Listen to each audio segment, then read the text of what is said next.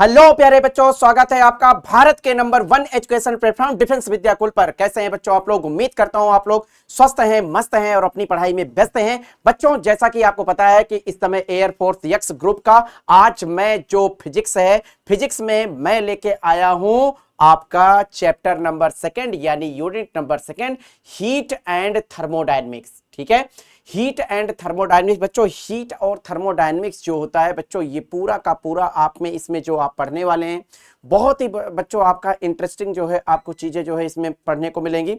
इसमें जैसे आपका टेम्परेचर, आपकी बॉडी का टेम्परेचर कितना होना चाहिए, ठीक है, कि किसी जो है बॉडी का जो टेम्परेचर है वो कितना हो जाए कि वो उसके मतलब उससे नीचे बच्चों बताओ क्या है कि कोई व्यक्ति जिंदा नहीं रह पाता है, या उससे ऊपर बच्चों बताओ कोई व्यक्ति जिंदा नहीं रह पाता है। उसके बाद जो है आपका वैक्यूम का टेम्परेचर कितना होता है, हीट क्या होता है, इसके बारे में देखेंगे। इंजन क्या होता है, हीट इंजन क्या होता है, हमारा जो बाइक होता है, ये सब चीजें बताओ कौन से इंजन पे वर्क करती हैं, है कि नहीं। तो ये सारी चीजें बच्चों आज हम लोग पढ़ने वाले हैं। सबसे पहले बच्चों हम लोग बात करेंगे जैसे टेम्परेचर के बारे में। सबसे पहले बेटा हम लोग बात करेंगे टेम्परेचर के बारे में। टेम्परेचर होता क्या है इसके बारे में आपको जानकारी करनी है। तो टेम्परेचर बहुत ही जो है बच्चों ये ठीक है। टेम्परेचर बच्चों होता क्या है, जैसे जिसको हम लोग कहते हैं बच्चों ताप, ताप को बच्चों हम लोग कहते हैं बच्चों बताओ क्या, टेम्परेचर। ठीक है, ताप को बच्चों हम लोग क्या कहते हैं, टेम्परेचर।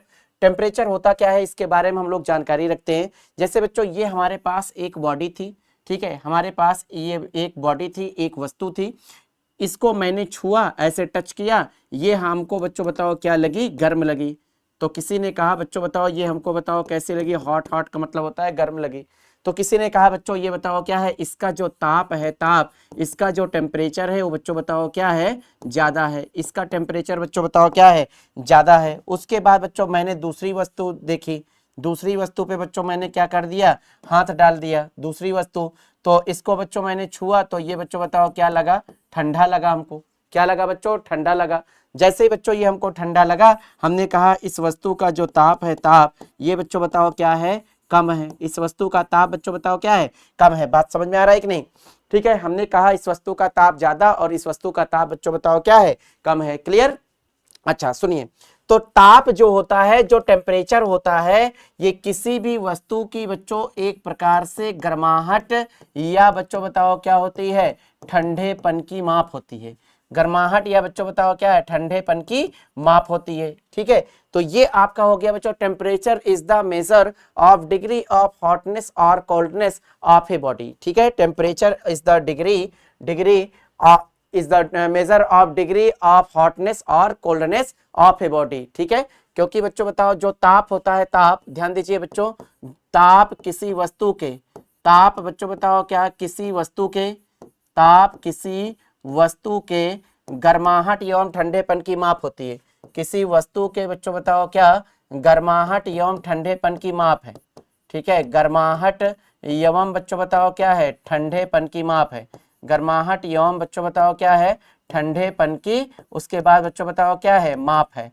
ठीक है, गर्माहट एवं ठंडेपन की बच्चों बताओ क्या होती है, माप होती है। ठीक है, तो ये आपका होता है बच्चों टेम्परेचर के बारे में। उसके बाद बच्चों हमारे पास आ जाएगा इसका जो सिंबल होता है, सिंबल, इसका जो सिंबल होता है, ध्यान दीजिए बच्चों, इसका जो प्रतीक होता है, प्रतीक, वो आपका होता है बच्चों थीटा। इसका जो प्रतीक होता है बच्चों बताओ क्या होता है, आपका थीटा होता है। पॉइंट नंबर बच्चों आपका जो सेकंड बनता है, पॉइंट नंबर सेकंड में बच्चों इसके जो यूनिट होते हैं, यूनिट, ठीक है, ये एक प्रकार की बच्चों बताओ क्या होती है, अदिश राशि होती है। ठीक है, टेम्परेचर बच्चों बताओ एक प्रकार की बच्चों बताओ कौन सी राशि होती है, अदिश राशि होती है। ठीक है, अदिश राशि का मतलब होता है ये एक प्रकार से बच्चों बताओ क्या होती है, स्केलर क्वांटिटी होती है। क्या होती है बच्चों, स्केलर क्वांटिटी होती है। ऐसा इसलिए क्योंकि जैसे किसी बॉडी का, किसी व्यक्ति को बुखार है, किसी बॉडी का टेम्परेचर बच्चों आपका जो है 100 डिग्री फ़ारेनहाइट है, उस बच्चे को बुखार है, ठीक है, या किसी छात्र को, किसी स्टूडेंट को बुखार है, अब वो खड़ा है तो उसका बॉडी बताओ जल रहा है, अब उसको पकड़ के पैर को पकड़ के ऊपर, खोपड़ी के पकड़ को नीचे कर देंगे तो बताओ ठंडा हो जाएगा?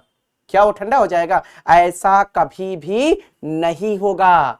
उसको लिटा दिए, क्या वो ठंडा हो जाएगा? क्या उसके बॉडी का टेम्परेचर जो इतना हाई जा रहा था, जो फीवर था, क्या वो डाउन हो जाएगा? ऐसा कभी नहीं होगा। इसका मतलब है कि जो बॉडी का टेम्परेचर है, बॉडी का जो टेम्परेचर है, बॉडी के टेम्परेचर का बच्चों बताओ क्या है, जो है डायरेक्शन से यानी दिशा से कोई लेना देना नहीं है। बॉडी का टेम्परेचर का बच्चों बताओ क्या है, दिशा से बच्चों बताओ कोई लेना देना नहीं है। और अगर बच्चों दिशा से कोई लेना देना नहीं है तो इसका मतलब ये है, वो बच्चों बताओ कौन सी राशि है, अदिश राशि है। इसका मतलब जो है केवल और केवल बच्चों इसमें क्या होता है, परिमाण होता है। परिमाण का मतलब ओनली मैग्नीट्यूड होता है, डायरेक्शन नहीं होती है। इसलिए बच्चों बताओ इसको हम लोग क्या कहते हैं, अदिश राशियां कहते हैं, अदिश राशियों की श्रेणी में आता है। ठीक है, उसके बाद बच्चों हम लोग बात करते हैं अगले में, हम लोग ध्यान दीजिए, अगले में जो हम लोग बात करते हैं वो आपका होता है, ध्यान से देखिए, पॉइंट नंबर मैं थर्ड की बात करूंगा। पॉइंट नंबर बच्चों मैं थर्ड की बात करूंगा। इसके जो यूनिट होते हैं, यूनिट का मतलब होता है बच्चों इसके मात्रक। यूनिट का मतलब बच्चों बताओ क्या होता है, इसके मात्रक। इसके मात्रक बहुत सारे होते हैं। देखिए इसका जो मात्रक होता है, पहला होता है बच्चों आपका डिग्री सेंटीग्रेड, उसके बाद बच्चों आपका होता है केल्विन, उसके बाद आपका होता है डिग्री फ़ारेनहाइट, उसके बाद आपका होता है बच्चों बताओ क्या, डिग्री र्यूमर। ठीक है, क्या होता है बच्चों, डिग्री र्यूमर। ध्यान दीजिए, तो डिग्री सेंटीग्रेड, केल्विन, उसके बाद आपका फ़ारेनहाइट और डिग्री र्यूमर। यहाँ पे बच्चों ये जो केल्विन है, केल्विन, केल्विन आपको बच्चों केवल और केवल बच्चों बताओ किसमें नजर आएगा, एमकेएस, या इसी को बच्चों हम लोग बताओ किसमें कहते हैं, एसआई कहते हैं। ठीक है, अच्छा इन सब के बीच में बच्चों कुछ आपको रिलेशन नजर आएंगे। वो रिलेशन बच्चों आपका ये है, चौथे पॉइंट में इनके बीच में बच्चों रिलेशन है। ठीक है, इनके बीच में बच्चों बताओ क्या होता है, रिलेशन। देखिए रिलेशन है, पहला बच्चों बताओ क्या है, आपका डिग्री सेल्सियस सेंटीग्रेड स्केल है। उसके बाद दूसरा बच्चों जो होता है वो आपका बच्चों बताओ क्या होता है, केल्विन होता है। तीसरा बच्चों जो आपका होता है ये आपका होता है डिग्री फ़ारेनहाइट, एंड जो चौथा होता है बच्चों ये आपका होता है बच्चों बताओ क्या, डिग्री र्यूमर होता है। क्या होता है बच्चों, डिग्री र्यूमर होता है। बात समझ में आ रहा है कि नहीं? ठीक है,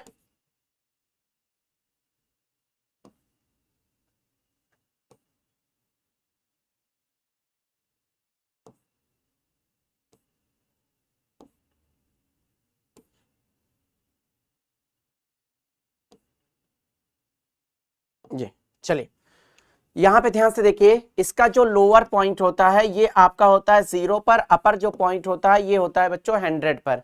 बच्चों यहाँ पे जो लोअर पॉइंट है ये आपके वाटर के ऊपर लिया गया है। वाटर का मतलब होता है जल पे। ठीक है, जल के बच्चों जो ग्वथनांक होता है और जल का जो बच्चों गलनांक होता है, जो हिमांक होता है यानी फ्रीजिंग पॉइंट और बॉइलिंग पॉइंट, उसी पर बच्चों ये आपका टेम्परेचर रखा जाता है। इसका लोअर एस और ये अपर एस रखा जाता है। ठीक है, क्लियर है? अच्छा ये बताइए, ध्यान दीजिए बच्चों, ये होता है बच्चों 273 पर, 273 पर, ये होता है 373 पर।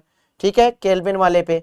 उसके बाद बच्चों ये फ़ारेनहाइट ये 32 पर होता है, और ये वाला बच्चों जो होता है ये होता है बच्चों 180 पर, सॉरी 180 नहीं 212 पर होता है। ठीक है, डिग्री र्यूमर ये आपका 0 पर होता है, ये आपका 80 पर होता है।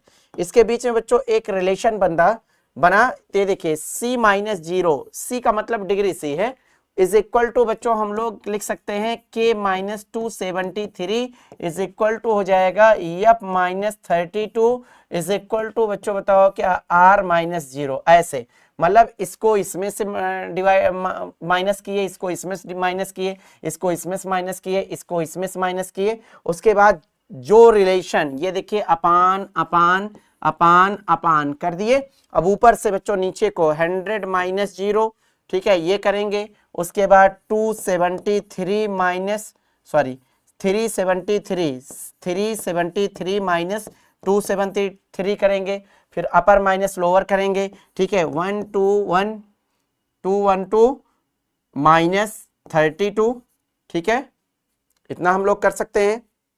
उसके बाद बच्चों हो जाएगा 80 माइनस 0। ठीक है, 80 माइनस 0। बात क्लियर है कि नहीं? ठीक है, ध्यान दीजिए।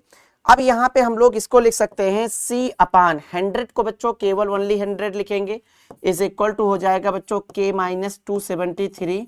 ठीक है, होल अपान, यहां पर भी बच्चों बताओ कितना आ जाएगा, 100 आ जाएगा। ठीक है, क्लियर, इज इक्वल टू बच्चों बताओ क्या हो जाएगा, एफ माइनस 32 अपान 180 अपान 180, इसको माइनस करोगे 180 is equal to R upon बच्चों बताओ क्या है 80 है। ठीक है। अच्छा, अगर आप 20 से डिवाइड कर दें तो बहुत आसान हो जाएगा। यहाँ पे बच्चों रेशियो का यहाँ पे 5 आ जाएगा, यहाँ पर भी बच्चों 5 आ जाएगा, यहाँ पे आ जाएगा 9। ठीक है। उसके बाद यहाँ पे आ जाएगा बच्चों बताओ क्या 4। यही बच्चों बताओ क्या होता है आपका रिलेशन होता है। ये बच्चों बताओ क्या हो गया आपका एक रिलेशन आ गया। ठीक है, ये आपका हो गया बच्चों बताओ क्या रिलेशन। वो रिलेशन बच्चों ये है कि c अपान 5 क्या लिख सकते हैं बच्चों, c upon 5 is equal to k minus 273 upon 5 is equal to यहाँ पे आ जाएगा एफ माइनस 32 अपान 9। ठीक है, इज इक्वल टू r अपान 4 होता है। ठीक है, r/4। तो ये बच्चों बताओ क्या होता है, ये रिलेशन होता है। इस रिलेशन के अकॉर्डिंग हम लोग ये चलते हैं बच्चों। एक ऐसा टेम्परेचर होता है, ठीक है, एक ऐसा टेम्परेचर होता है जैसे -40 डिग्री सेंटीग्रेड। ये जो टेम्परेचर होता है इस पे डिग्री सेंटीग्रेड एंड डिग्री जो फ़ारेनहाइट होते हैं, इनके जो टेम्परेचर होते हैं ये आपस में बच्चों बराबर होते हैं। ये बच्चों बताओ क्या होते हैं, आपस में बराबर होते हैं। ठीक है, आपस में बराबर का मतलब होता है इक्वल टू ईच अदर। ठीक है, इक्वल होते हैं। ठीक है, ये बच्चों बताओ क्या होते हैं, इक्वल होते हैं।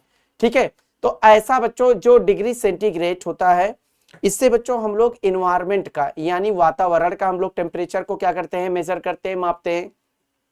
केल्विन जो होता है बच्चों ये एमकेएस में होता है। ये तो आप किसी भी मतलब आप मटेरियल का, गैस का जो टेम्परेचर मापा जाता है, जिसको हम लोग एब्सोल्यूट टेम्परेचर कहते हैं या जो है हम लोग परम ताप कहते हैं, उससे मापा जाता है। उसके बाद बच्चों जो आपका होता है उसका नाम होता है डिग्री फ़ारेनहाइट। हमारी बॉडी का जो टेम्परेचर होता है वो बच्चों बताओ क्या होता है, डिग्री फ़ारेनहाइट होता है। ठीक है, तो इस पे आपका होता है।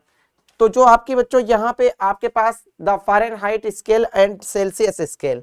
ठीक है, the Fahrenheit scale and Celsius scale read same temperature at 0 minus 40 degree. यानी फ़ारेनहाइट स्केल और सेल्सियस स्केल दोनों -40 डिग्री सेंटीग्रेड पर समान बच्चों बताओ क्या है, तापमान दर्शाते हैं। ठीक है, समान तापमान का मतलब इक्वल होते हैं। ठीक है, हमारी जो बॉडी का टेम्परेचर होता है बच्चों, हमारी जो बॉडी का टेम्परेचर होता है, यहाँ पे हम लोग लिख रहे हैं स्वस्थ मनुष्य के। ठीक है, क्या बच्चों, स्वस्थ मनुष्य के शरीर का ताप। ठीक है, स्वस्थ मनुष्य के, उसके बाद बच्चों बताओ किसका ताप, शरीर का ताप। ठीक है, स्वस्थ मनुष्य के बच्चों बताओ किसका ताप, शरीर का ताप। ठीक है, स्वस्थ मनुष्य के बच्चों बताओ किसका ताप, शरीर का ताप। कहने का मतलब होता है टेम्परेचर ऑफ ह्यूमन बॉडी या हेल्दी ह्यूमन बॉडी। ठीक है, हेल्दी ह्यूमन बॉडी, ह्यूमन, उसके बाद बच्चों बताओ क्या हो जाएगा, body. Temperature of healthy human body. इसमें बच्चों स्वस्थ मनुष्य के जो शरीर का ताप होता है, जो टेम्परेचर होता है, ये बच्चों होता है आपका 36.9 डिग्री सेंटीग्रेड या बच्चों आपका होता है 37 डिग्री सेंटीग्रेड। बच्चों ये नियर अबाउट वैल्यू होती है। ठीक है, नियर अबाउट 37 होता है, नियर अबाउट। आप लोगों ने जो पढ़ा है फ़ारेनहाइट में पढ़ा है 98.4 डिग्री फ़ारेनहाइट होता है। ठीक है, या नियर अबाउट जो वैल्यू होती है वो 98 डिग्री फ़ारेनहाइट होता है। ठीक है, 98 डिग्री फ़ारेनहाइट होता है। बात क्लियर है कि नहीं बच्चों? ठीक है, क्लियर? ठीक, चलिए आगे हम लोग देखते हैं अगला वाला। बच्चों थर्मल एक्सपेंशन हम लोग देखते हैं। थर्मल एक्सपेंशन का मतलब होता है बच्चों ऊष्मीय प्रसार। थर्मल एक्सपेंशन का मतलब बच्चों बताओ क्या होता है, ऊष्मीय प्रसार। ठीक है, ऊष्मीय प्रसार। ऊष्मीय प्रसार का मतलब होता है कि जैसे हम किसी भी बॉडी को, किसी भी वस्तु को अगर हम लोग बच्चों ताप देते हैं, उसकी ऊष्मा को बढ़ाते हैं, उसको गर्म करते हैं, तो धीरे धीरे उनके जो अणु होते हैं, जो परमाणु होते हैं, जो एटम होते हैं, जो मॉलिक्यूल होते हैं, उनके बीच की जो काइनेटिक एनर्जी होती है, जो उनकी गतिज ऊर्जा होती है, वो धीरे धीरे इंक्रीज करती है यानी बढ़ जाती है। बात समझ में आ रहा है कि नहीं? धीरे धीरे बच्चों बताओ क्या करती है, इंक्रीज करती है यानी बढ़ जाती है। ठीक है। अच्छा, जब बढ़ती है तो धीरे धीरे उनका बच्चों जो आयतन होता है, जो वॉल्यूम होता है, वो क्या करेगा, धीरे धीरे बढ़ जाएगा। बात समझ में आ रहा है कि नहीं? लेकिन कुछ लोग ऐसे होते हैं, 4 लोग ऐसे होते हैं जिनका बच्चों बताओ टेम्परेचर को बढ़ाने पर उनका आयतन बढ़ता नहीं है बल्कि घटता है। ठीक है, वो 4 आपके एक्सेप्शनल आपके जो है मटेरियल होते हैं, वो चीजें हम आपको बताते हैं। यहां पे ध्यान से देखिए बच्चों, यहां पे आपका है change in temperature of a body cause change in its dimension, thus increase in the dimensions, that is length, breadth and thickness of a body due to increase in its temperature is called thermal expansion। किसी वस्तु के तापमान में परिवर्तन होने से उसके आयामों में बच्चों परिवर्तन हो जाता है। आयाम का मतलब होता है भुजाओं में परिवर्तन हो जाता है, अतः तापमान में वृद्धि के कारण किसी वस्तु के आयामों अर्थात लंबाई, चौड़ाई और मोटाई में होने वाली वृद्धि को बच्चों हम लोग क्या कहते हैं, ऊष्मीय प्रसार कहते हैं। क्या कहते हैं बच्चों, ऊष्मीय प्रसार कहते हैं। ठीक है, ये बच्चों आपके ठोस पदार्थों का जो ऊष्मीय विस्तार होता है, इसके बारे में हम लोग देखते हैं। यहाँ पे बच्चों all the solids expand on heating, this expansion of solid is called thermal expansion of solid। सभी ठोस पदार्थ गर्म करने पर फैलते हैं। ठोस पदार्थों के इस फैलाव को ठोस पदार्थों का तापीय प्रसार कहते हैं।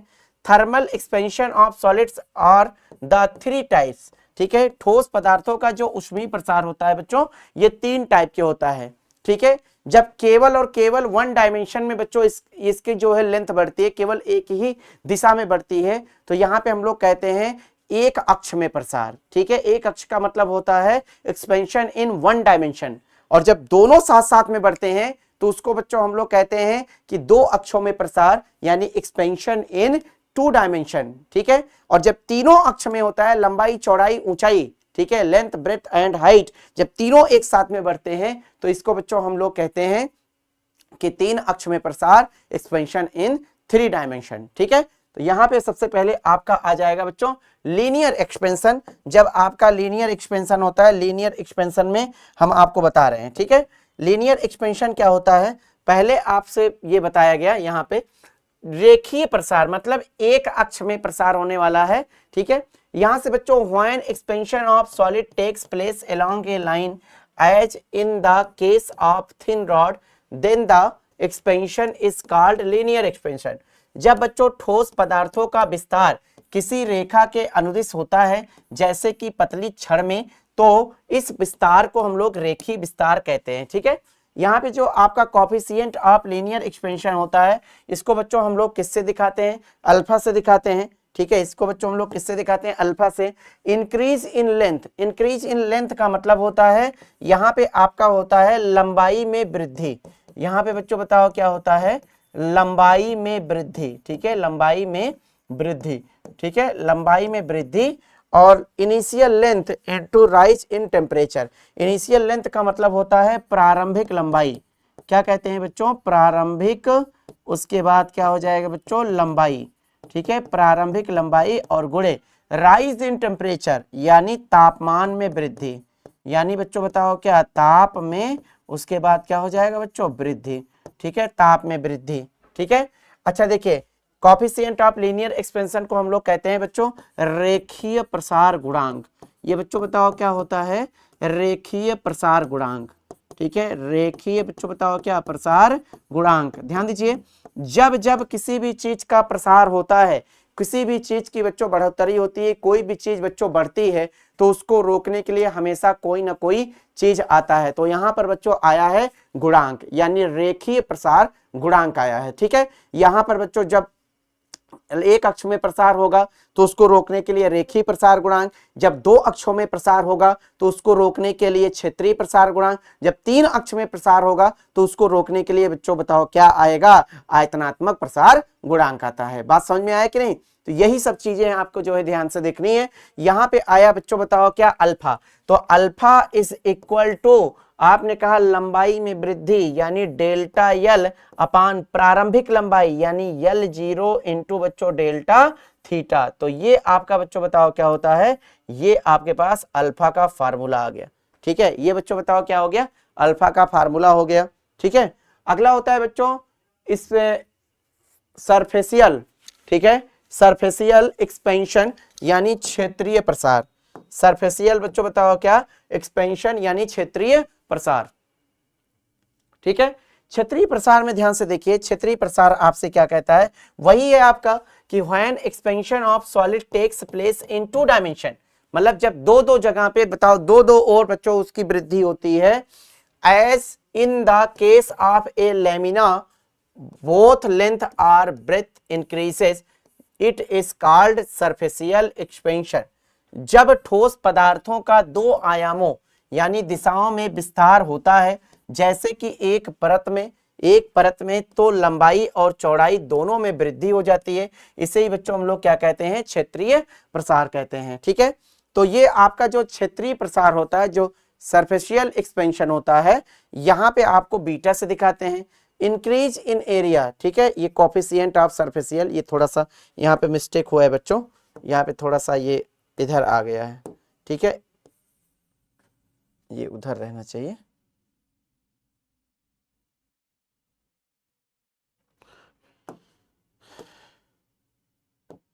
देखिए कोफिशिएंट ऑफ सरफेशियल एक्सपेंशन, इसको हम लोग लिख सकते हैं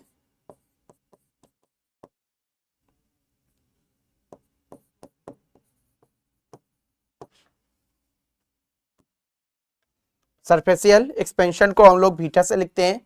इंक्रीज इन एरिया, ठीक है, यानी कहने का मतलब होता है, इंक्रीज इन एरिया का मतलब है क्षेत्रफल में वृद्धि, इसको बच्चों हम लोग क्या कहते हैं, क्षेत्रफल में वृद्धि, ठीक है, क्षेत्रफल में, उसके बाद क्या हो जाएगा बच्चों, वृद्धि यानी delta A whole upon initial area यानी A0, ठीक है, A0 और इनटू राइज इन टेम्परेचर यानी डेल्टा थीटा, ये होता है।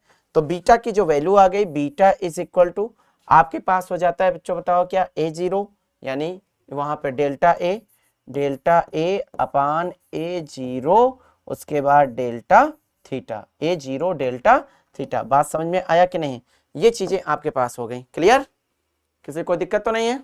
चलिए अगले में हम लोग चलते हैं बच्चों, वॉल्यूमिक एक्सपेंशन। यहाँ पे थोड़ा सा ये बाय मिस्टेक आया है, ठीक है, यहाँ पे थोड़ा सा बच्चों बाय मिस्टेक आ गया है।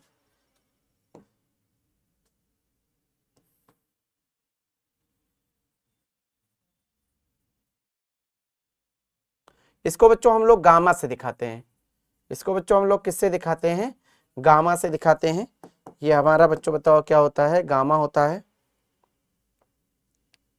ठीक, कोफिशिएंट ऑफ वॉल्यूमिक एक्सपेंशन, इसको हम लोग लिखते हैं कोफिशिएंट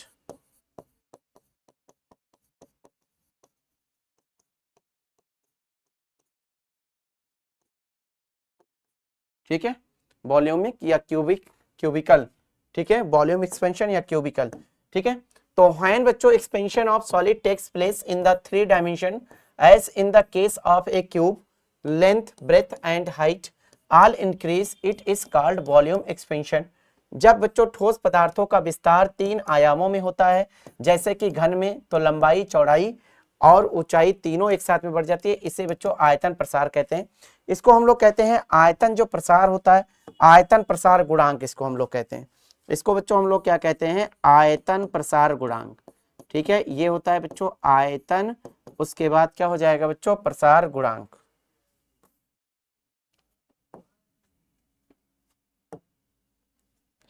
ठीक है, ये आपका है बच्चों बताओ क्या, आयतन प्रसार गुणांक, आयतन बच्चों बताओ क्या हो जाता है, प्रसार गुणांक।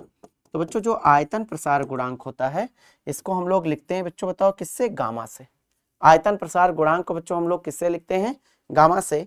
तो गामा इज इक्वल टू आपका आएगा इंक्रीज इन वॉल्यूम यानी आयतन में वृद्धि यानी डेल्टा वी अपान यहाँ पे हो जाएगा इनिशियल वॉल्यूम यानी V0 और इनटू राइज इन टेम्परेचर यानी डेल्टा थीटा, ठीक है, ये आपका हो जाता है बच्चों, ये आपका फार्मूला होता है। अच्छा इन तीनों में बेटा एक रिलेशन होता है, इन तीनों में बच्चों एक रिलेशन होता है, वो रिलेशन देखिए क्या होता है, वो रिलेशन के बारे में हम लोग जानते हैं, ठीक है, वो रिलेशन आपका क्या बनेगा, आइए उस रिलेशन को हम आपको बताते हैं। वो रिलेशन बच्चों आपका ये है, ठीक है, वो है आपका बच्चों कि जो alpha is equal to alpha beta and gamma में रिलेशन होता है, beta is equal to 2 alpha के होता है, and gamma is equal to बच्चों बताओ किसके 3 अल्फा के होता है। ये बच्चों बताओ क्या होता है आपका रिलेशन होता है। ठीक है, तो यही आपका बच्चों बताओ क्या है, बीटा गामा और अल्फा में रिलेशन होता है। ठीक है, चलिए अगले में हम लोग चलते हैं बच्चों, पानी का असमान या असाधारण व्यवहार। पानी का बच्चों जो असमान होता है, असमान या असाधारण व्यवहार का मतलब होता है जल जो होता है बच्चों, ध्यान दीजिए, जल जो होता है यानी वाटर जो होता है वो 0 डिग्री सेंटीग्रेड से 4 डिग्री सेंटीग्रेड पर, आपको पता है कि सर टेम्परेचर अगर बढ़ेगा तो जो वॉल्यूम होता है, जो आयतन होता है, ठीक है, जो वॉल्यूम होता है वो बच्चों बताओ क्या होता है, बढ़ता है। ठीक है, वॉल्यूम बच्चों बताओ क्या होता है, आयतन बच्चों बताओ क्या होता है, बढ़ता है, इंक्रीज करता है।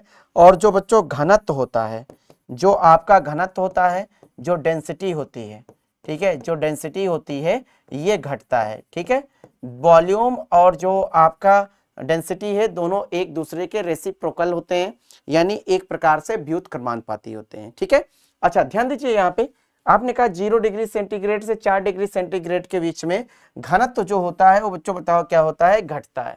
लेकिन ध्यान दीजिए टेम्परेचर बच्चों बताओ क्या होना चाहिए, बढ़ना चाहिए। ठीक है, टेम्परेचर बच्चों बढ़ रहा है यानी वॉल्यूम बच्चों बढ़ना चाहिए, लेकिन रियलिटी बच्चों बताओ क्या होता है, वाटर के साथ में, फार्मूला तो यही कहता है, लेकिन वाटर के साथ में मतलब फिनोमिना जो होती है, जो इसका नियम होता है, जो इसका सिद्धांत होता है, जो प्रिंसिपल होता है, यही कहता है कि टेम्परेचर को आप बढ़ाते जाइए, वॉल्यूम बढ़ता जाएगा, डेंसिटी घटती जाएगी।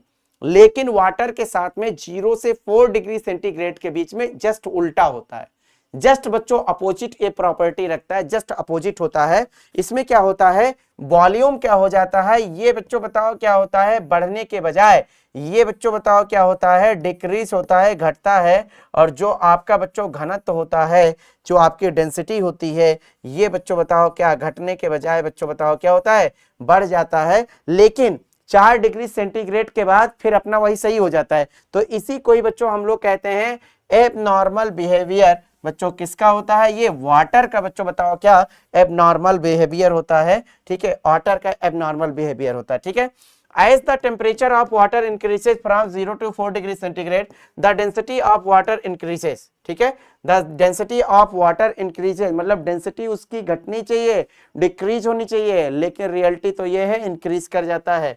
And as temperature increases beyond 4 degree centigrade, the density decreases।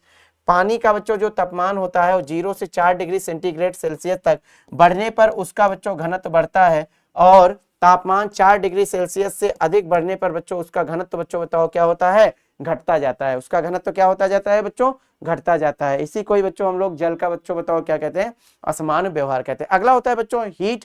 Heat बच्चों जो होता है वो एक प्रकार का, हीट बच्चों जो होती है वो एक प्रकार की बच्चों एनर्जी होती है। Heat is a form of energy that flows from one body to another because of temperature different between them.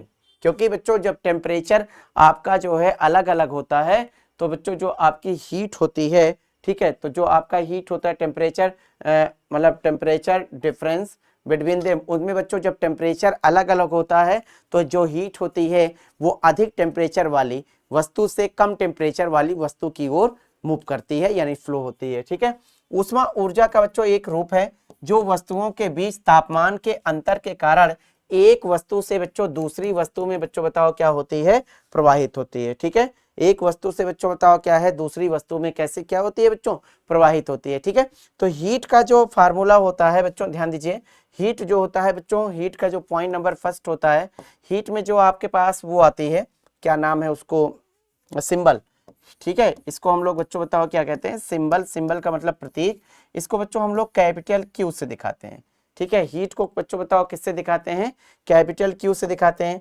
इसका जो बच्चों मात्रक होता है, ठीक है, इसका बच्चों जो मात्रक होता है, मात्रक का मतलब होता है बच्चों आपकी जो यूनिट होती है, वो जो यूनिट होती है वो दो टाइप के बच्चों आपकी यूनिट होती है। यहाँ पे बच्चों आपको मिल जाएगा आपको जूल में, यहाँ पे बच्चों बताओ क्या मिल जाएगा आपको, जूल में मिल जाएगा। ठीक है, और दूसरी जो यूनिट हो जाएगी वो होती है बच्चों बताओ क्या, कैलोरी। ठीक है, एक आपको जूल मिलेगा और दूसरा बच्चों बताओ क्या मिलेगा, कैलोरी मिलेगा। अच्छा, जो जूल होगा ये MKS में होता है। और देखिए तो 1 कैलोरी, कैलोरी को CAL लिखते हैं, ये 1 कैलोरी इज इक्वल टू 4.18 या नियर अबाउट बच्चों बताओ क्या होता है 4.2, नियर अबाउट 4.2 बच्चों बताओ क्या होता है जूल होता है। ठीक है, तो ये बच्चों बताओ क्या होती है आपकी यूनिट हो जाती है। ठीक है, ये आपका 1 calorie is equal to 4.18 near about 4 point बच्चों बताओ क्या हो जाता है 2 जूल हो गया। बताओ क्लियर है? ठीक, चलिए आगे हम लोग चलते हैं बच्चों स्पेसिफिक हीट। स्पेसिफिक हीट जो होता है जिसको हम लोग कहते हैं बच्चों बताओ क्या विशिष्ट ऊष्मा। ठीक है, जिसको बच्चों हम लोग क्या कहते हैं विशिष्ट ऊष्मा। विशिष्ट ऊष्मा क्या होता है कि the amount of heat required to raise the temperature of 1 gram of a substance by 1 degree centigrade is called the specific heat of gas. ठीक है, किसी भी पदार्थ के 1 ग्राम का तापमान 1 डिग्री सेल्सियस बढ़ाने के लिए आवश्यक बच्चों बताओ क्या ऊष्मा की मात्रा को गैस की हम लोग बच्चों बताओ क्या कहते हैं विशिष्ट ऊष्मा कहते हैं। क्या कहते हैं बच्चों? गैस की विशिष्ट ऊष्मा कहते हैं। बात समझ में आ रहा है कि नहीं? तो ध्यान दीजिए बच्चों, इसका जो फार्मूला होता है वो फार्मूला होता है पॉइंट नंबर फर्स्ट में। ठीक है, इसका जो सिंबल होता है 2 टाइप से आपको निकलने को मिलेगा। सिंबल आपको मिलेगा यस या मिलेगा या बच्चों बताओ क्या मिलेगा आपको स्मॉल सी मिलेगा। ठीक है, पॉइंट नंबर जो आपका सेकंड होता है ये small c is equal to होता है क्यू अपान, ठीक है, या क्यू इज इक्वल टू आपका होता है क्यू इज इक्वल टू आपका होता है सी एम डेल थीटा। ठीक है, यहीं पे आपका बताओ क्या है सी एम डेल थीटा, यही सी बच्चों बताओ क्या है आपकी स्पेसिफिक हीट होती है।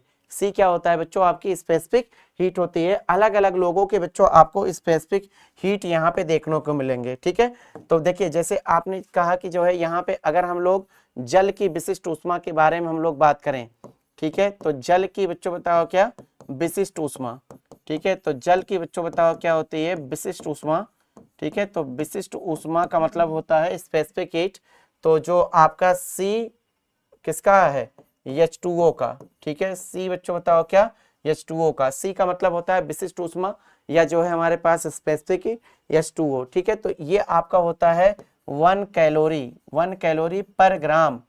ठीक है, 1 कैलोरी पर ग्राम डिग्री सेंटीग्रेड। ठीक है, 1 कैलोरी पर ग्राम डिग्री सेंटीग्रेड होता है। ये जल की विशिष्ट ऊष्मा होती है। स्पेसिफिक हीट ऑफ वाटर होता है।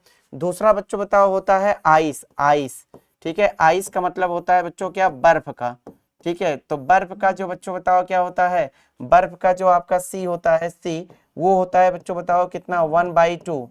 1/2 बच्चों क्या कैलोरी प्रति, उसके बाद बच्चों बताओ क्या ग्राम डिग्री सेंटीग्रेड। ठीक है, कैलोरी पर ग्राम डिग्री सेंटीग्रेड। ठीक है, क्लियर।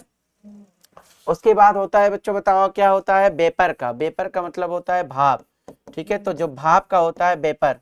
ठीक है, वेपर का जो होता है भाप का जो विशिष्ट ऊष्मा होती है वेपर का वो होता है बच्चों C इज इक्वल टू भाप का होता है 0.47। ठीक है, 0.47 उसके बाद कैलोरी पर ग्राम। ठीक है, पर ग्राम उसके बाद डिग्री सेंटीग्रेड। ठीक है, पर ग्राम बच्चों बताओ क्या हो जाता है डिग्री सेंटीग्रेड। ठीक है, यह होता है बच्चों बताओ किसका वेपर का। अगला जो होता है बच्चों वेपर के बाद जो है आपका होता है हाइड्रोजन गैस का। ठीक है, हाइड्रोजन गैस का। ठीक है, तो हाइड्रोजन, ठीक है, हाइड्रोजन उसके बाद बच्चों बताओ क्या हो जाता है गैस का। तो हाइड्रोजन गैस का बच्चों जो आपका टेम्परेचर होता है सॉरी सी स्पेसिफिक हीट होता है वो होता है बच्चों आपका क्या 3.5 उसके बाद कैलोरी पर ग्राम। ठीक है, पर ग्राम डिग्री सेंटीग्रेड। बच्चों इसका यूज क्या होता है जिसका बच्चों आपका स्पेसिफिक हीट ज्यादा होता है वो बहुत तेज बहुत देर में गर्म होगा और बहुत देर में ठंडा होगा। यानी जो आपका बच्चों जल है जल का बच्चों स्पेसिफिक हीट अगर हाइड्रोजन को हम लोग निगलेक्ट कर दें हाइड्रोजन को हटा दें तो सभी में बच्चों भाप में हो या आइस में हो या वाटर में इन तीनों में जो वाटर होती है वाटर की स्पेसिफिक हीट सबसे ज्यादा होती है। इस वजह से बच्चों जल बच्चों बहुत देर में गर्म होगा और बहुत देर से बच्चों बताओ क्या होता है ठंडा होता है। ठीक है, हाइड्रोजन गैस को अगर ऐड कर लेते हैं तो बच्चों हाइड्रोजन गैस का 3.5 होता है। तो इसकी जो स्पेसिफिक हीट होती है जो कि सबसे ज्यादा होने के कारण ये भी बच्चों बताओ क्या होता है बहुत देर में गर्म होगा और बहुत देर में ठंडा होता है। बताओ समझ में बात आई कि नहीं? क्लियर है बच्चों? तो ये चीजें आपके पास हो जाती हैं क्लियर। अब उसके बाद हम लोग कहते हैं बच्चों क्या मोलर स्पेसिफिक हीट।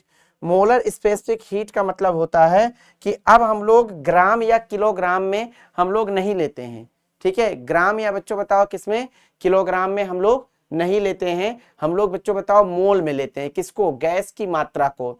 जो आपका बच्चों गैस है वो किलोग्राम या ग्राम में ना लेकर बल्कि बच्चों बताओ किसमें ले लेते हैं, मोल में, ठीक है। तो उस समय बच्चों जो आपकी स्पेसिफिक हीट होती है उसे हम लोग मोलर स्पेसिफिक हीट कहते हैं, ठीक है। उसको बच्चों हम लोग क्या कहते हैं, मोलर स्पेसिफिक हीट कहते हैं। The amount of heat required to raise the temperature of 1 mole of a degree of a gas by 1 degree centigrade is called molar specific heat. किसी गैस के 1 मोल का तापमान 1 डिग्री सेल्सियस बढ़ाने के लिए आवश्यक ऊष्मा की मात्रा को हम लोग मोलर बच्चों बताओ क्या कहते हैं, विशिष्ट ऊष्मा कहते हैं, ठीक है। यहाँ पे बच्चों दो टाइप के आपको आएंगे, एक सीबी हो जाएगा और एक सीबी हो जाएगा। अगर वॉल्यूम को बच्चों हम लोग क्या करते हैं, कांस्टेंट रखते हैं तो आपका सीबी हो जाता है, और अगर प्रेशर को बच्चों कांस्टेंट रखते हैं तो सीबी हो जाता है। बात समझ में आया कि नहीं, ठीक है। अगर वॉल्यूम को बच्चों हम लोग क्या कहते हैं, कांस्टेंट रहते हैं तो हमारे पास बच्चों बताओ क्या आ जाता है, सीबी आ जाता है। और अगर बच्चों बताओ हम लोग जो है उसको कांस्टेंट रखते हैं, किसको, प्रेशर को कांस्टेंट रखते हैं तो आपका बताओ क्या आ जाता है, सीपी आ जाता है, ठीक है।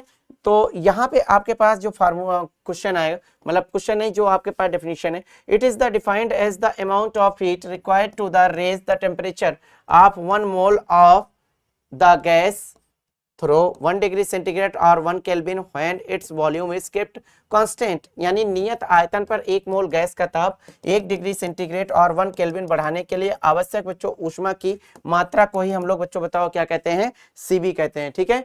और दूसरा आपका होता है बच्चों क्या, molar specific heat at constant pressure, यानी स्थिर आयतन पर, स्थिर दाब पर गैस की बच्चों बताओ क्या है, विशिष्ट ऊष्मा। जस्ट उसी टाइप का होता है।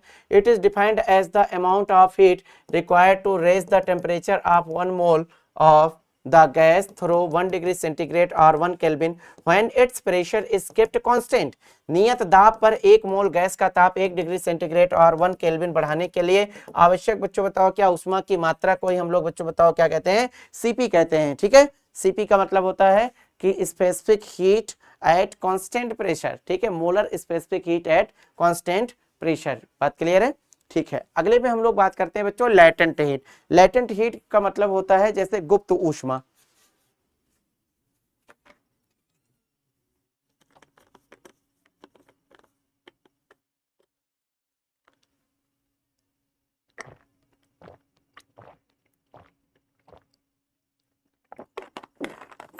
ठीक है बच्चों, देखिए प्यारे बच्चों, लेटेंट हीट का मतलब होता है गुप्त ऊष्मा। गुप्त ऊष्मा का मतलब होता है जैसे अगर उस ऊष्मा का प्रयोग हम लोग ताप को बढ़ाने में ना करें, मतलब वो जो हीट होती है उस हीट का यूज हम लोग टेम्परेचर को बच्चों बताओ क्या करें, इंक्रीज करने में ना करें, उसके साथ अगर हम लोग उसकी अवस्था को ही बदल दें। अवस्था का मतलब होता है कि उसकी जो है स्टेट को ही चेंज कर दें। यानी अगर सॉलिड है तो उसको लिक्विड में चेंज कर दें, या लिक्विड है तो उसको वेपर में कर दें। तो इस समय बच्चों अगर टेम्परेचर इंक्रीज नहीं होती है तो इस समय जो ऊष्मा होती है, इस ऊष्मा को बच्चों हम लोग क्या कहते हैं, गुप्त ऊष्मा कहते हैं। इस समय जो आपकी बच्चों हीट रिक्वायर, जो हीट आपके लगती है वो हीट को हम लोग बच्चों बताओ क्या कहते हैं, लेटेंट हीट कहते हैं। कौन सी हीट कहते हैं बच्चों, लेटेंट हीट कहते हैं। इसका मतलब ये है, चलिए आइए हम लोग यहाँ पे बात करते हैं।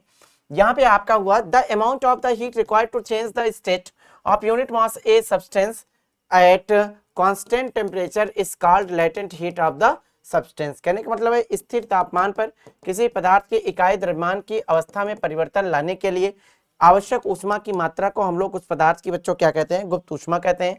यहां से बच्चों एक फार्मूला निकल के आता है, sir Q is equal to होता है m इंटू यल, ठीक है। या L इज इक्वल टू हम लोग लिख सकते हैं Q अपान m, ठीक है। या बच्चों बताओ क्या होता है, या इसी को हम लोग लिख सकते हैं L इज इक्वल टू, ठीक है। या इसी को बच्चों हम लोग लिख सकते हैं L इज इक्वल टू बच्चों बताओ क्या हो जाएगा, Q अपान m, ठीक है। L इज इक्वल टू बच्चों बताओ क्या होता है, Q अपान m। और इसी Q को बच्चों हम लोग, L को हम लोग कहते हैं बच्चों बताओ क्या, लेटेंट हीट, यानी बच्चों बताओ क्या हो जाएगा, गुप्त ऊष्मा, ठीक है। इसी को बच्चों हम लोग क्या कहते हैं, गुप्त ऊष्मा कहते हैं। या इसी को बच्चों हम लोग क्या कहते हैं बच्चों, लेटेंट हीट कहते हैं, ठीक है, इसी को बच्चों हम लोग क्या कहते हैं, लेटेंट हीट कहते हैं। ठीक है, गुप्त ऊष्मा कहते हैं। यहाँ पे बच्चों आपकी जो गलन की गुप्त ऊष्मा होती है, ठीक है, गलन की जो गुप्त ऊष्मा होती है, जैसे आपने कहा कि सर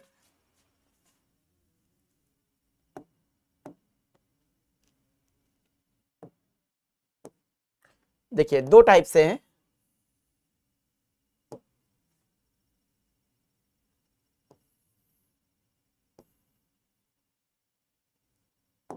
जैसे बच्चों यहाँ पे बोले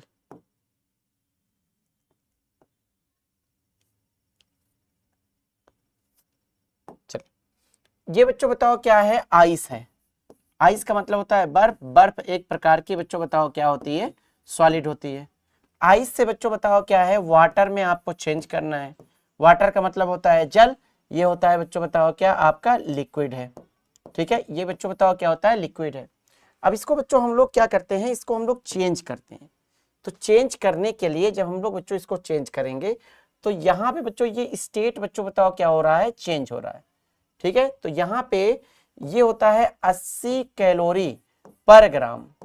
ठीक है, 80 कैलोरी पर ग्राम जो हीट है, जो लेटेंट हीट है, वो आपका यल।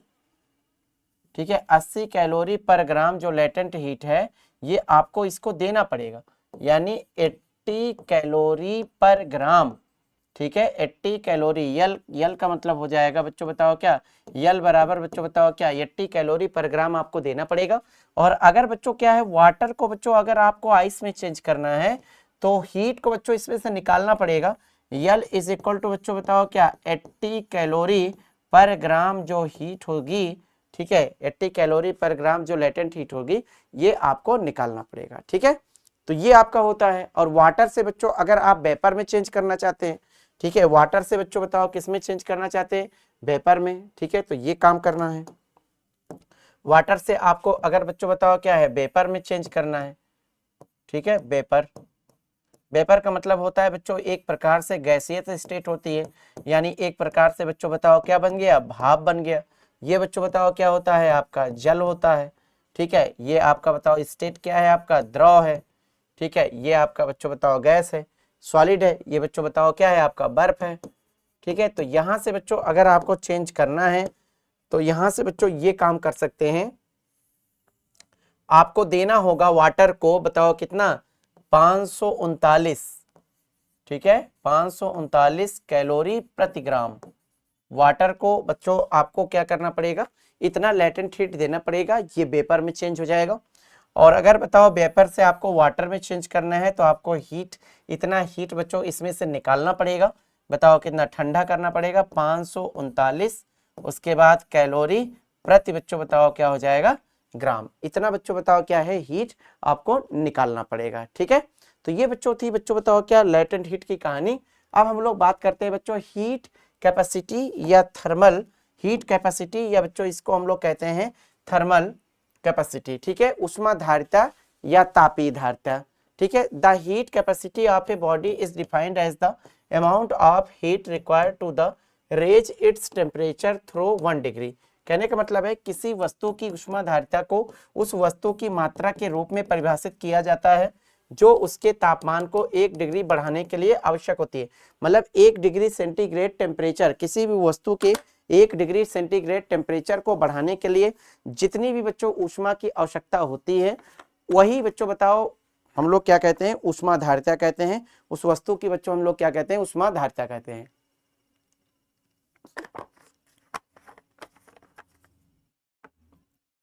ठीक है, चलिए आगे हम लोग बात करते हैं।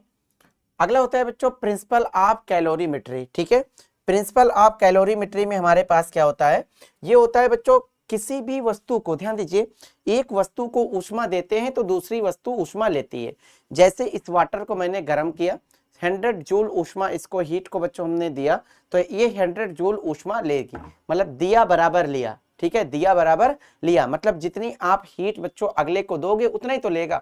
जैसे मेरे पास एक ये मार्कर है, तो इसको बच्चों मैं जिसको दूंगा तो एक ही मार्कर है तो एक ही दूंगा, 2 मार्कर होगा 2 दूंगा।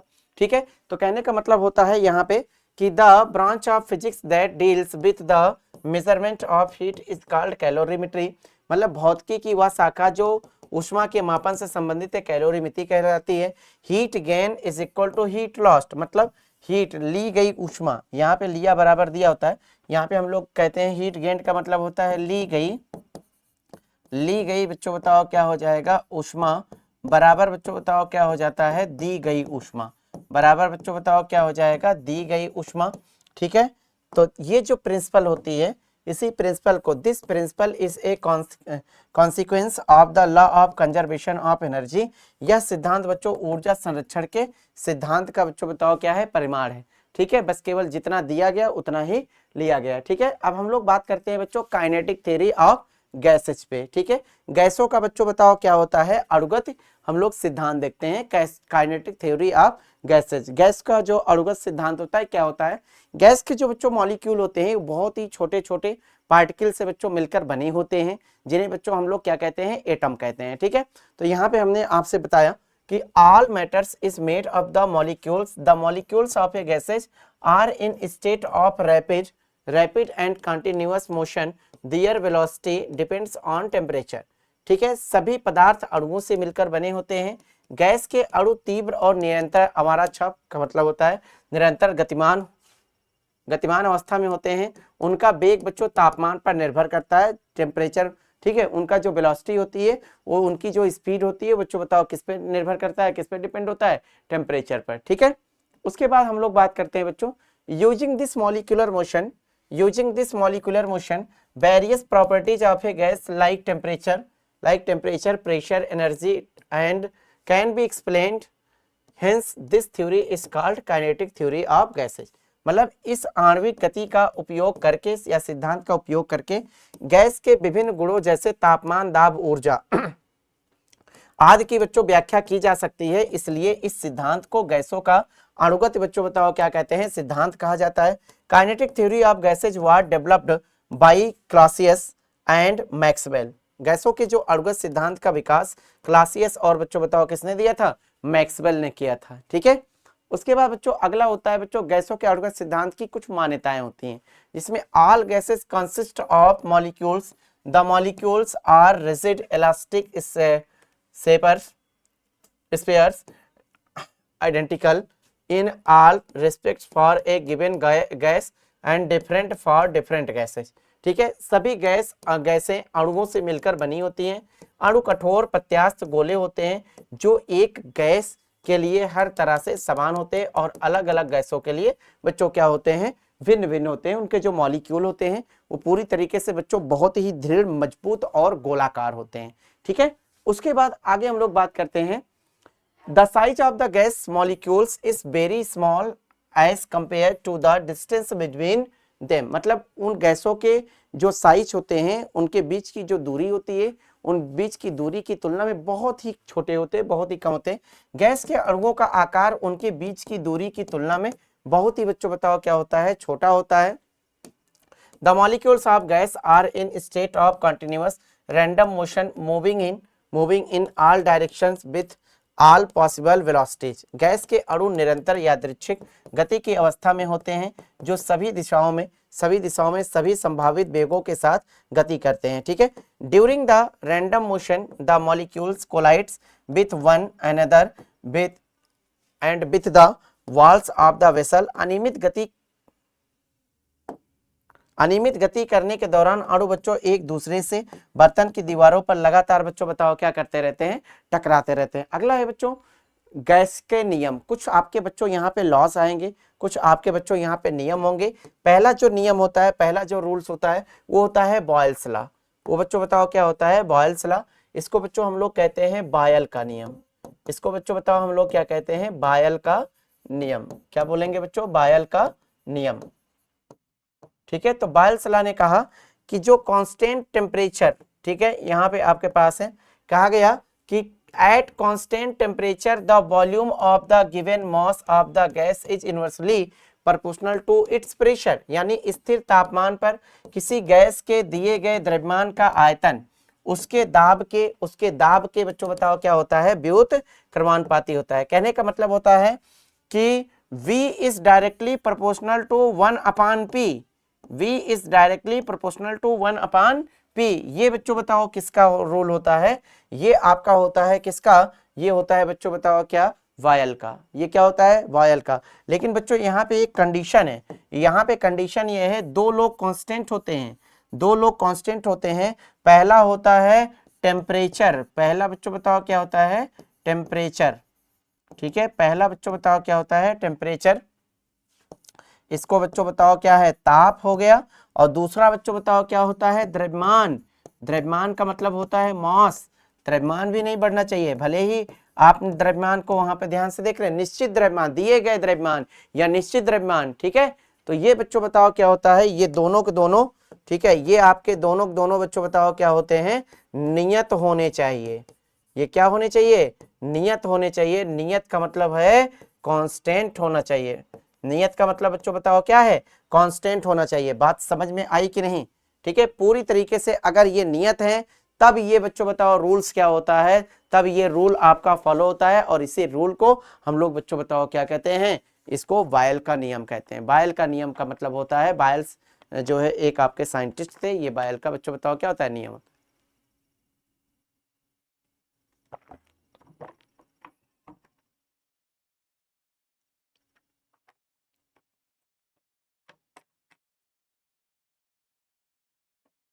ठीक है, चलिए अब इसी को फार्मूले को हम लोग आगे बढ़ाते हैं, इसी फार्मूले को हम लोग आगे बढ़ाते हैं। ये फार्मूला बच्चों आगे जाएगा, sir V is directly proportional to 1/p, या PV इज इक्वल टू बच्चों बताओ क्या होता है, कांस्टेंट होता है, ठीक है। PV is equal to constant, ठीक है। ये P को उधर में ले गए, PV is equal to constant, क्योंकि ये प्रोपोर्शनल सिंबल को हम लोग हटाते हैं, एक कांस्टेंट टर्म लेके आते हैं। और यहाँ से बच्चों एक फार्मूला हमारे पास जनरेट होता है, वो होता है बच्चों बताओ क्या, P1 V1 is equal to बच्चों बताओ क्या हो जाएगा, P2 V2। P1 V1 is equal to क्या हो जाएगा बच्चों, P2 V2। क्लियर है। तो ये बच्चों बताओ क्या होता है आपका, ये निकल के आता है। अगला होता है बच्चों चार्ल्स लॉ, ठीक है। इसको हम लोग बच्चों बताओ क्या कहते हैं, चार्ल्स का नियम हम लोग कहते हैं, चार्ल्स लॉ को हम लोग कहते हैं बच्चों चार्ल्स का नियम। यहाँ पे देखिए, यहाँ पर भी दो लोग कांस्टेंट होंगे, ठीक है। चार्ल्स का नियम, चार्ल्स का नियम, ठीक है, चार्ल्स लॉ होता है। तो चार्ल्स का जो नियम होता है, यहाँ पर भी बच्चों दो लोग कांस्टेंट होते हैं। पहला होता है एट कांस्टेंट प्रेशर, लो प्रेशर को इन्होंने कांस्टेंट कर दिया, the volume of given mass of the gas is directly proportional to the absolute temperature, यानी कैपिटल T के स्थिर दाब पर गैस के लिए दिए गए द्रव्यमान का आयतन उसके परम ताप के सीधे समानुपाती होता है। कहने का मतलब है बच्चों, इन्होंने कहा कि at constant temperature, pressure at constant बच्चों बताओ क्या, प्रेशर, यानी V is directly proportional to, V is directly proportional to बच्चों कैपिटल T परम ताप एब्सोल्यूट टेम्परेचर, यानी कैपिटल T। कब ऐसा बच्चों, कब होगा ऐसा बच्चों, कब होगा, जब, ठीक है, जब आपके बच्चों दो चीजें कांस्टेंट हो जाएं। पहली चीज तो ये है कि प्रेशर कांस्टेंट हो, यानी P बच्चों बताओ क्या हो जाए, कांस्टेंट होता है, ठीक है, यानी दाब उसका बच्चों बताओ क्या हो जाए, पूरी तरीके से बच्चों बताओ क्या हो जाए, नियत हो जाए। और दूसरा बच्चों बताओ क्या है, उसका द्रव्यमान भी बच्चों बताओ क्या हो जाए, कांस्टेंट हो जाए, उसका द्रव्यमान भी क्या हो जाए, कांस्टेंट हो जाए, यानी पूरी तरीके से वो भी बच्चों बताओ क्या हो जाए, नियत हो जाए, ठीक है। यानी P आपका बच्चों बताओ क्या है, कांस्टेंट हो जाए, और बच्चों बताओ क्या है आपका M भी बताओ क्या है, पूरी तरीके से कांस्टेंट हो जाए। तो ये बच्चों बताओ क्या हो जाता है, ये आपका चार्ल्स का रूल होता है, ठीक है। या इसको हम लोग लिख सकते हैं V1, या बच्चों इसको हम लोग लिख सकते हैं V/T इज इक्वल टू बच्चों बताओ क्या, constant. V/T is equal to क्या हो जाएगा बच्चों, कांस्टेंट हो जाएगा, ठीक है। V/T is equal to constant. या इसी को बच्चों हम लोग एक और तरीके से हम लोग लिख सकते हैं V1/T1 इज इक्वल टू बताओ क्या, V2/T2। V1/T1 is equal to बच्चों बताओ क्या आ जाएगा, V2/T2। बात समझ में आया कि नहीं। तो ये बच्चों बताओ क्या होता है, ये चार्ल्स का बच्चों बताओ क्या होता है, लॉ होता है। ये बच्चों बताओ क्या है आपका, चार्ल्स का क्या होता है, नियम होता है, ठीक है। अगला होता है बच्चों प्रेशर लॉ, या इसी को हम लोग कहते हैं गेलुसाक लॉ। चाहे बच्चों हम लोग प्रेशर लॉ बोल दें, और चाहे बच्चों इसको हम लोग क्या बोल दें, गेलुसाक लॉ बोल दें, दोनों बच्चों बताओ क्या होती हैं, आपके एक ही होती हैं, ठीक है। तो इन्होंने बच्चों बताया, ठीक है, ये आपका बताया एट कांस्टेंट वॉल्यूम प्रेशर, ठीक है, एट बच्चों बताओ क्या, at constant volume pressure of the gas is directly proportional to its absolute temperature. कहने का मतलब स्थिर आयतन पर गैस का दाब उसके परम तापमान के सीधे समानुपाती होता है, ठीक है। इन्होंने कहा कि ध्यान से देखिए, इन्होंने कहा स्थिर आयतन पर, ठीक है, यानी V बताओ क्या हो जाए, पूरी तरीके से बच्चों बताओ क्या हो जाए, कांस्टेंट हो जाए, ठीक है, पूरी तरीके से कांस्टेंट हो जाए तो गैस का दाब उसके परम ताप के, यानी जो प्रेशर होगा P is directly proportional to capital T। तो P is directly proportional to बच्चों बताओ क्या, कैपिटल T। तो यहां से आपका हो जाता है तापमान के समानुपाती होता है, ठीक है।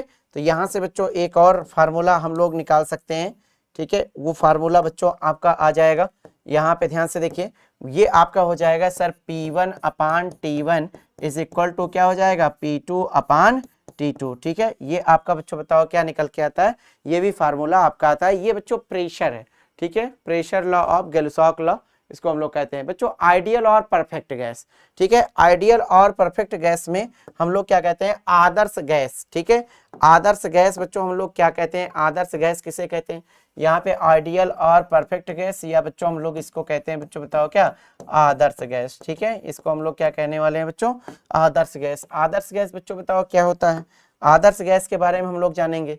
कह रहा है एन आइडियल और perfect gas in that gas which strictly obeys the gas law such as Boyle's law, Charles law, Gay Lussac's law, ठीक है। कहने का मतलब होता है कि आदर्श गैस वह गैस है जो गैस के सभी नियमों का पालन करती है, जैसे ऊपर के बॉयल्स लॉ, चार्ल्स लॉ और गैलुसॉक लॉ के नियमों का बच्चों बताओ क्या करती है, पूरी तरीके से पालन करती है, ठीक है। इसी को ही बच्चों हम लोग क्या कहते हैं, आइडियल और परफेक्ट गैस कहते हैं। इसका बच्चों जो आइडियल गैस बच्चों आपका जो है समीकरण होता है, ठीक है, आइडियल गैस का जो समीकरण होता है, जो आपका इक्वेशन होता है, वो होता है बच्चों आपका Pb इज इक्वल टू बच्चों क्या, NRT, ठीक है, Pb इज इक्वल टू बच्चों बताओ क्या होता है, NRT। यहाँ पे बच्चों जो R होता है ना, ये यूनिवर्सल गैस कांस्टेंट होता है। जो बच्चों R होता है कैपिटल R को हम लोग कहते हैं बच्चों बताओ क्या, सार्वत्रिक गैस नियतांक। कैपिटल R को हम लोग कहते हैं बच्चों बताओ क्या, सार्वत्रिक। उसके बाद बच्चों बताओ क्या हो जाएगा, गैस, फिर आपका क्या हो जाएगा बच्चों, नियतांक हो जाएगा, ठीक है, सार्वत्रिक गैस नियतांक, या इसी को हम लोग कहते हैं यूनिवर्सल गैस कांस्टेंट, ठीक है, इसको हम लोग कहते हैं बच्चों बताओ क्या, यूनिवर्सल। उसके बाद क्या हो जाएगा बच्चों, गैस, फिर आपका हो जाएगा क्या, कांस्टेंट, ठीक है, यूनिवर्सल गैस कांस्टेंट हो जाएगा, ठीक है। बाकी n को हम लोग कहते हैं बच्चों numbers of mole, numbers of बच्चों बताओ क्या हो जाएगा, मोल हो जाएगा, ठीक है, नंबर्स ऑफ मोल, या इसी को बच्चों हम लोग कहते हैं मोलों की संख्या, इसी को कहते हैं बच्चों बताओ क्या, मोलों की, उसके बाद क्या हो जाएगा बच्चों, संख्या हो जाएगा, ठीक है, नंबर्स ऑफ मोल, या इसी को बच्चों हम लोग क्या कहते हैं, मोलों की संख्या कहते हैं, ठीक है, Pb बराबर NRT, clear.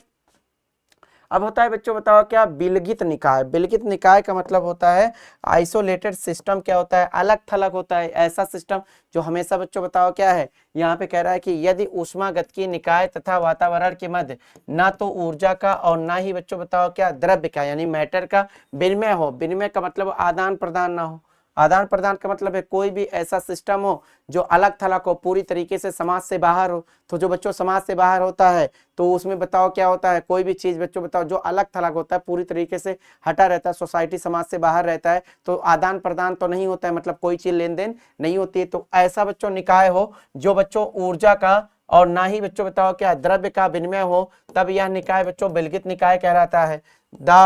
If there is no exchange of the energy of matter between the thermodynamic system and the environment, then its system is called an isolated system, clear है।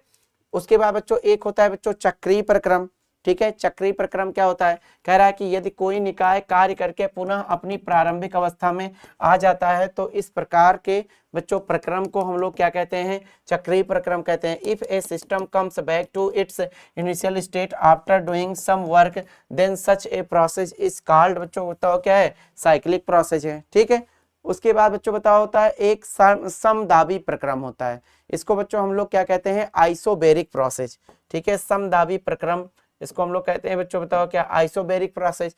यदि बच्चों किसी निकाय की प्रक्रिया में दाब नियत होता है, दाब प्रेशर, समदाबी का मतलब होता है, सम का मतलब बराबर और दाब का मतलब बच्चों बताओ क्या होता है, प्रेशर। ठीक है,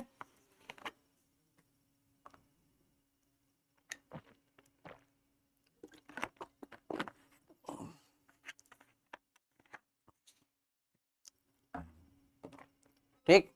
तो ध्यान दीजिए बच्चों, निकाय की बच्चों प्रक्रिया में दाब नियत रहता है, तो इस प्रकार के बच्चों प्रक्रम को हम लोग क्या कहते हैं, समदाबी प्रक्रम कहते हैं। इस निकाय में दी गई ऊष्मा द्वारा आयतन में परिवर्तन होता है तथा बच्चों आंशिक रूप से जो ताप में परिवर्तन भी हो जाता है। ठीक है, अच्छा होता है, if the pressure of a system remains constant during the process is called and is isobaric process.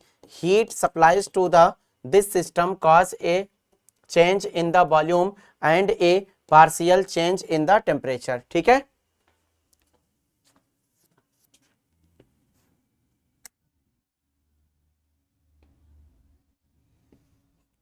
चलिए बच्चों, ठीक है। उसके बाद बच्चों होता है बच्चों सम आयतनिक प्रक्रम, आइसोकोरिक प्रोसेस।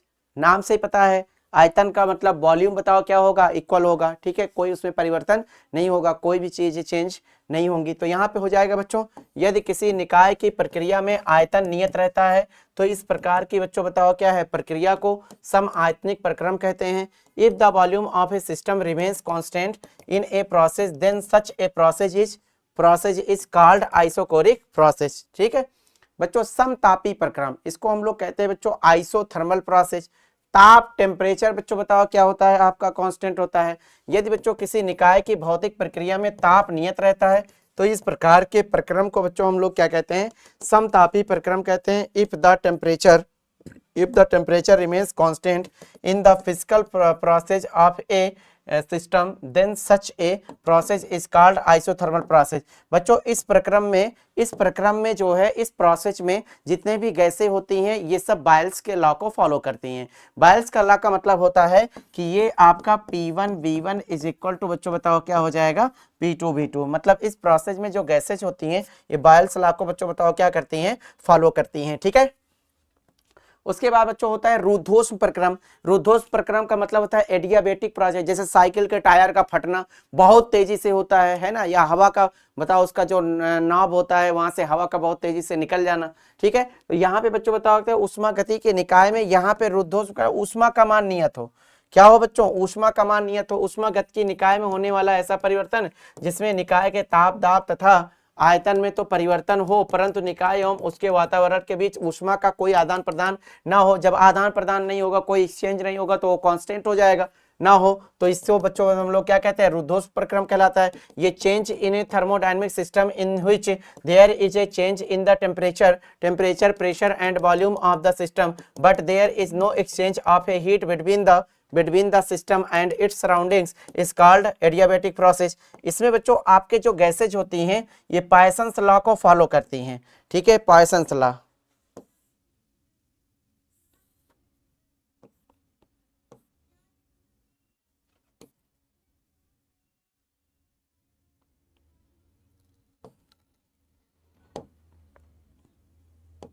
ठीक है, तो देखिए बच्चों ये होता है P1 V1 की power gamma is equal to P2 उसके बाद V2 दी पावर गामा। ठीक है, तो ये सर गामा क्या होता है। ठीक है, तो गामा जो होता है बच्चों ये होता है Cp अपान Cv। जो मैंने आपको पढ़ाया वो होता है बच्चों बताओ क्या, गामा इज इक्वल टू बच्चों बताओ क्या होता है, Cp अपान Cv होता है। बात समझ में आया कि नहीं। तो ये बच्चों बताओ क्या होती हैं, ये आपके दोनों रेशियो होते हैं। रेशियो का मतलब दोनों अनुपात होते हैं। ठीक है, ये आपका होता है specific molar heat at constant pressure, ये होता है specific molar heat at constant volume. ठीक है, क्लियर। चलिए बच्चों आगे हम लोग बात करते हैं बच्चों ऊष्मा इंजन। ऊष्मा इंजन का मतलब होता है हीट इंजन। मतलब हमारे पास जो फ्यूल होगा, फ्यूल वो पहले जलेगा और जलने के बाद जो ईंधन होता है, जलने के बाद जो भाप बनती है वहां से बच्चों जो हमको मतलब एनर्जी यानी जो मैकेनिकल वर्क होता है, हीट एनर्जी को वो अगर इलेक्ट्रिक मैकेनिकल एनर्जी में अगर कन्वर्ट करता है तो ऐसे डिवाइस को हम लोग बच्चों बताओ क्या कहते हैं, ऊष्मा इंजन कहते हैं यानी हीट इंजन कहते हैं। ठीक है, यहां पर बच्चों हमारे पास है कि सर ऊष्मा इंजन एक ऐसी युक्ति है जो ऊष्मा को यांत्रिक ऊर्जा में परिवर्तित करती है। ठीक है, ये heat engine is a device that converts heat into the mechanical energy. इसके बच्चों 3 पार्ट होते हैं, इसके बच्चों 3 पार्ट आपको यहाँ पे मिलेंगे। ठीक है,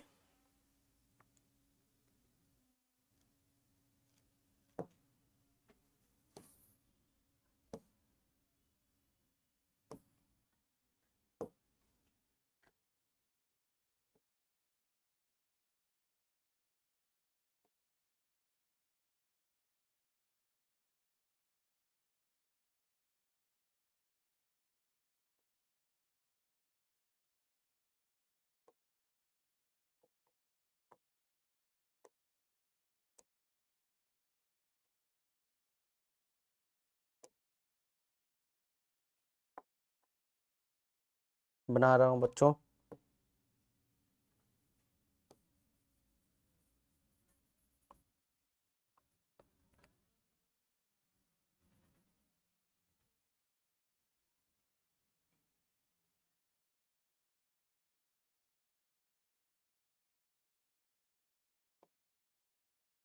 ये ऊष्मा इंजन के बच्चों हीट इंजन के 3 पार्ट होते हैं।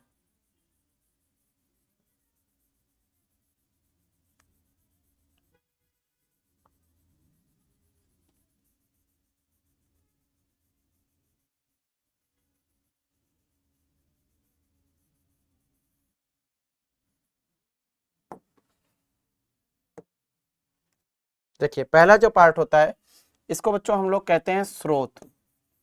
पहला होता है बच्चों बताओ क्या, स्रोत। स्रोत को बच्चों हम लोग कहते हैं सोर्स। इसका जो है टेम्परेचर होता है ये हाई होता है, T1 होता है। ये होता है बच्चों कार्यकारी पदार्थ, इसको कैपिटल W कहते हैं। इसको हम लोग कहते हैं वर्किंग सब्सटेंस। ठीक है, इसको हम लोग कहते हैं वर्किंग सब्सटेंस। ठीक है, वर्किंग, उसके बाद सब्सटेंस क्या होता है बच्चों, वर्किंग सब्सटेंस होता है। इसको हम लोग कहते हैं बच्चों कार्यकारी पदार्थ। ठीक है, कार्यकारी, उसके बाद क्या हो जाएगा बच्चों, पदार्थ हो जाएगा। ठीक है, वर्किंग सब्सटेंस या कार्यकारी पदार्थ। ठीक, अच्छा ये क्या करता है, ये होता है बच्चों आपका सिंक। ठीक है, इसका टेम्परेचर ये ठंडा होता है, T2 होता है। 3 पार्ट होते हैं। ये क्या करता है, यहाँ पे ध्यान से देखिए, जो वर्किंग सब्सटेंस होता है ये स्रोत से, ठीक है, ये सोर्स से Q1 ऊष्मा लेता है। ठीक है, Q1 हीट लेता है। बच्चों ये बताओ क्या करता है, ये आपका Q1 हीट को लेता है। ठीक है, लेने के बाद मैकेनिकल वर्क में बच्चों ये कैपिटल W मैकेनिकल वर्क करता है। उसके बाद जो बची हुई ऊष्मा होती है वो बच्चों बताओ क्या करती है, हीट सिंक को दे देती है। टोटल जो आपकी एनर्जी होती है, टोटल जो आपकी हीट एनर्जी होती है, टोटल को वो मैकेनिकल में बच्चों कन्वर्ट नहीं कर पाता है। अरे भाई बाइक होती है, जितना पेट्रोल जलता है क्या पूरा का पूरा पहिया घुमा देता है? नहीं, कुछ जो ऊष्मा होती है वो साइलेंसर के माध्यम से बताओ क्या होती है, बाहर निकल जाती है धुएं के रूप में, है ना।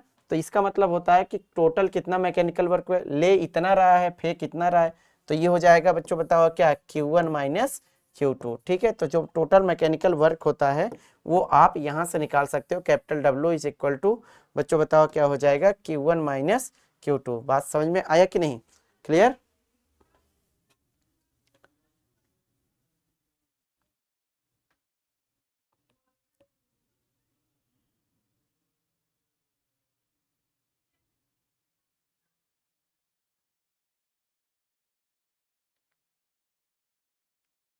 क्लियर है बच्चों?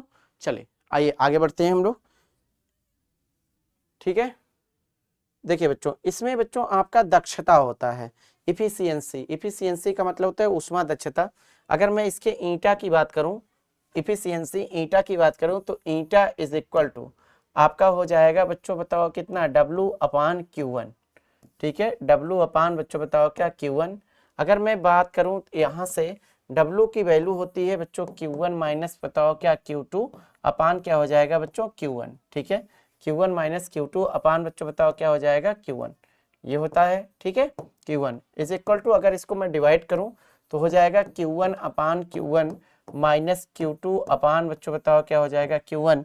यहाँ से बच्चों एक ईंटा की हमारे पास वैल्यू आ गई, ठीक है, इफिशियंसी होती है ईंटा इज इक्वल टू, ये बच्चों बताओ डिवाइड होके आ गया बच्चों बताओ क्या 1 में, ठीक है। यहाँ पर आपका हो जाएगा सर 1, उसके बाद माइनस ये होता है बच्चों बताओ क्या Q2 अपान बच्चों बताओ क्या हो जाएगा Q1, ठीक है, Q2 अपान Q1। क्लियर है, समझ में आया कि नहीं? तो ये बच्चों बताओ क्या होता है Q2 अपान Q1। क्लियर हो गया बच्चों, ठीक है, आगे बढ़े। चलिए अब ये बच्चों है, बच्चों बताओ क्या ऊष्मा संचरण। ऊष्मा संचरण का मतलब होता है ट्रांसफर ऑफ हीट। ऊष्मा का बच्चों एक जगह से दूसरी जगह पर ट्रांसफर होना यानी जाना ही बच्चों बताओ क्या कहलाता है, ऊष्मा संचरण कहते हैं। ऊष्मा के बच्चों एक स्थान से दूसरे स्थान तक जाने को ऊष्मा संचरण कहते हैं। The movement of heat from one place to another is called transfer of heat, ठीक है। ये 3 टाइप से होते हैं बच्चों। एक होता है बच्चों आपका चालन। चालन का मतलब होता है कंडक्शन, मतलब ऊष्मा के संचरण की वह प्रक्रिया जिसमें ऊष्मा पदार्थ के एक कण से दूसरे कण में जाती है, परंतु कोई भी कण अपना स्थान नहीं छोड़ता, बच्चों क्या कहलाती है, चालन कहलाती है। प्रायः सभी ठोसों में ऊष्मा का प्रवाह चालन विधि से होता है। ऊष्मा का सर्वोत्तम चालक चांदी एवं निकृष्ट चालक जो होता है वो शीशा होता है। मतलब चांदी सबसे ज्यादा ऊष्मा का बच्चों बताओ एक जगह से दूसरे जगह तक ये आपका जो है मतलब ऊष्मा का संचरण सबसे तेजी से बच्चों बताओ क्या करती है, चांदी करती है, सबसे ज्यादा सुचालक होता है silver. The process of the heat transfer in which heat passes from one particle to of matter to another but no particle leaves its place is called conduction. Conduction heat flows through conduction in almost all solids. The best conductor of heat is silver and the worst conductor is lead, ठीक है। अगला होता है बच्चों संवहन, ठीक है। अगला क्या होता है बच्चों, संवहन। संवहन का मतलब होता है कॉन्वेक्शन। कॉन्वेक्शन का मतलब होता है जैसे वाटर होता है, ठीक है। वाटर में क्या होता है कि माध्यम के कण जो मीडियम के पार्टिकल होते हैं वो एक जगह से उठ के दूसरी जगह पर बच्चों बताओ क्या होते हैं, चले जाते हैं, ठीक है। तो ऊष्मा के बच्चों संचरण की वह प्रक्रिया जिसमें पदार्थ के कण ऊष्मा स्रोत से ऊष्मा लेकर अन्य भागों में चले जाते हैं, वह उनके स्थान पर नए कण आ जाते हैं, संवहन कहलाती है, ठीक है। प्रायः सभी द्रवों में ऊष्मा का प्रवाह संवहन विधि से होता है। रसोइयों व मिलों में लगाई गई चिमनियां संवहन पर ही आधारित होती हैं। The process of a heat transfer in which particle of matter moves from A heat source to other parts replaced by new particle is called convection. Heat transfer in the almost all liquids occurs by convection. Chimneys in kitchens and mills rely on convection, ठीक है। अगला होता है बच्चों बताओ क्या, विकिरण। विकिरण को बच्चों हम लोग कहते हैं रेडिएशन, ठीक है। ऊष्मा के संचरण की बच्चों वह प्रक्रिया जिसमें ऊष्मा के संचरण के लिए किसी माध्यम की बच्चों बताओ क्या है, आवश्यकता नहीं होती है। जैसे आपकी जो है हीट एनर्जी आती है बच्चों बताओ कहाँ से आती है, वो आती है बच्चों हमारे सनलाइट यानी सूर्य से, ठीक है। तो यहाँ पे होती है, आवश्यकता नहीं होती है। विकिरण कहलाती है विकिरण की तीव्रता स्रोत से प्रेक्षण बिंदु की दूरी के वर्ग व्युत्क्रमानुपाती होती है। सूर्य से पृथ्वी तक ऊष्मा का जो संचरण होता है ये विकिरण विधि से होता है। सूर्य के पृष्ठ का ताप लगभग 6000 केल्विन होता है। विकिरण का नियम बच्चों बताओ किसने दिया था, जूल ने दिया था, ठीक है। The process of heat transfer that does not requires a medium for transmission is called radiation. The intensity of radiation is inversely proportional to the square of the distance from the source to the observation point. Heat is transmitted from the sun to the earth by radiation. The surface temperature of the sun is approximately 6000 Kelvin. Joule's law of the radiation was formulated, ठीक है। ठीक है बच्चों, next time पे continue करते हैं।